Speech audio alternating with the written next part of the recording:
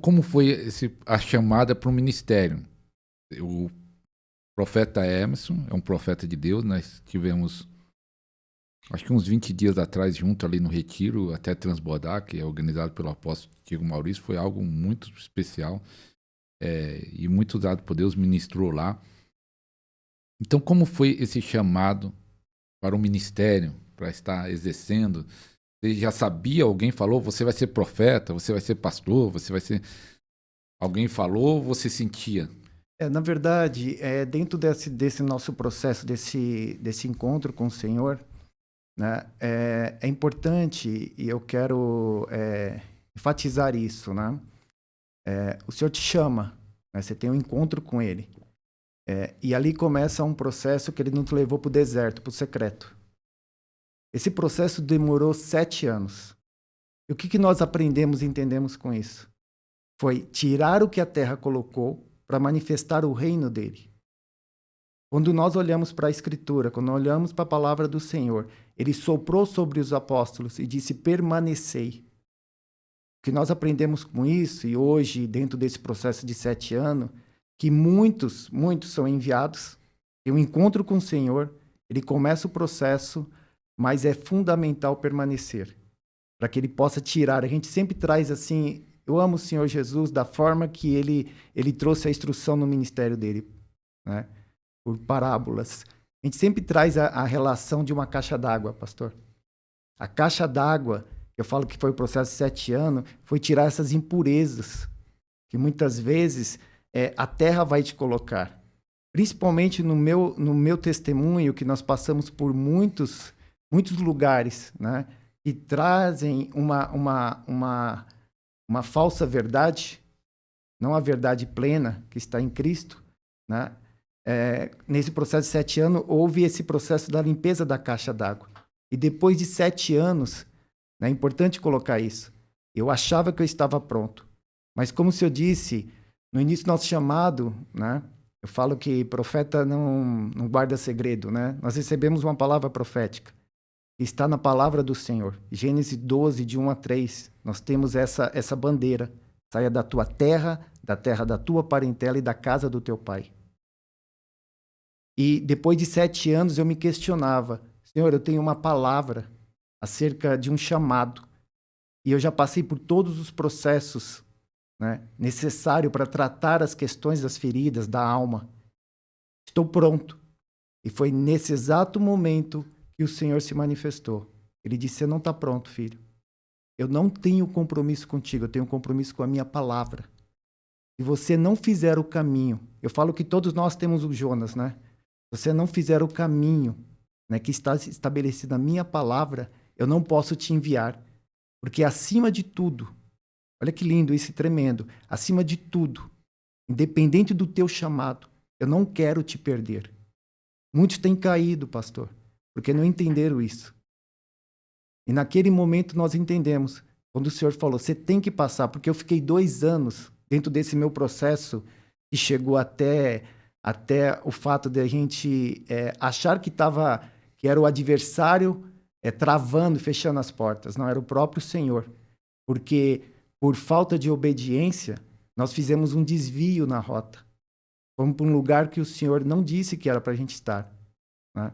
Por quê? Porque a palavra já tinha sido liberada. Muitas vezes nós entendemos o texto, passamos pelo texto, mas principalmente a minha alma não queria passar por lá. Era o lugar onde eu cresci, onde o Senhor tratou a paternidade e as perdas que eu tive. Porque dentro desse processo, como eu falei para o Senhor, nós chegamos a nível da nossa profissão no maior estágio, que era um gestor de uma grande imobiliária. E ali nós tínhamos mais ou menos 120 pessoas, né, abaixo da nossa gestão. Eu brinco que tinha desde jovem até a terceira geração. Mas nós não tínhamos a maturidade e, obviamente, não estava na rocha. E quando nós caímos, aí sim nós tivemos esse encontro com o Senhor, para que a partir daquele momento, aquilo que ia ser construído eterno, uma vida eterna. Então, quando eu achei que eu estava pronto, o Senhor falou: não, você não está pronto, porque eu tenho uma palavra e eu vou cumprir. E aí, depois de 2 anos, dentro desse processo de entendimento, nós voltamos para a casa do meu pai. Falo que a pandemia ela trouxe uma grande mudança, né, nos relacionamentos. Meu pai, dentro do plano de Deus, foi para o Nordeste, voltou para o Nordeste para realizar o sonho dele, e a casa estava fechada por 2 anos. Só que o Senhor falou, e é importante entender isso. Todos nós temos um aspecto na alma que primeiro o Senhor vai tratar em nós, depois através de nós. Existia algo que precisava ser trabalhado, que era a questão do orgulho. Eu não queria voltar para casa do seu pai? Não queria voltar porque era um aspecto que ia mexer com feridas, né? Tipo assim, Eu falo... parecer como fosse um fracasso?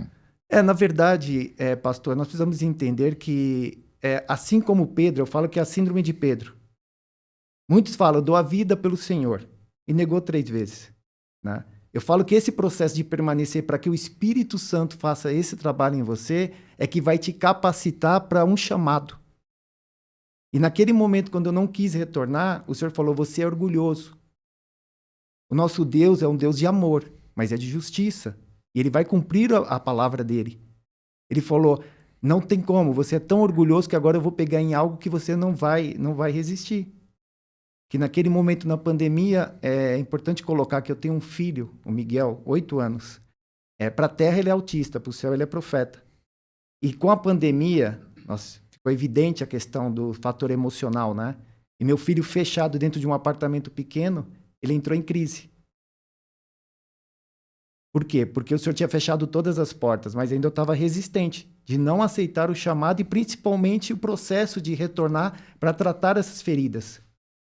E naquele momento, meu filho entrou em crise e eu falei, agora não tem como. E nós decidimos sair de um apartamento para ir para uma casa. Só que naquele momento eu pensei em outra casa. O senhor falou, não, liga para o seu pai, a casa está disponível. E a casa tentando ser, 2 anos, a casa disponível e não conseguia alugar. Ou seja, a porta que eu abro, ninguém fecha. E a que eu fecho, ninguém abre.